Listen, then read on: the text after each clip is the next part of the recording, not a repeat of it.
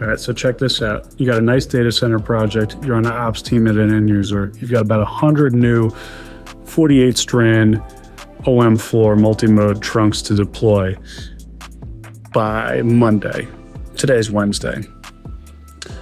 It was supposed to be method B, male to male. However, whoever placed the order accidentally reconfigured it to be female to female. Now, had you ordered Panduit's MPO connectors, you'd be sitting pretty right now because these are field reversible for gender and polarity.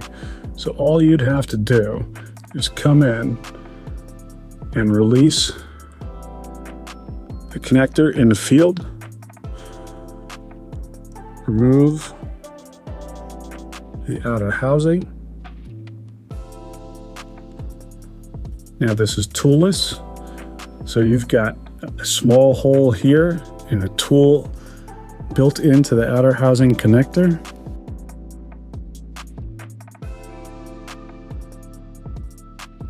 Change your gender to male. And now we need to flip this so that it is key up. Method B. Reattach our outer housing. Now you're good to go.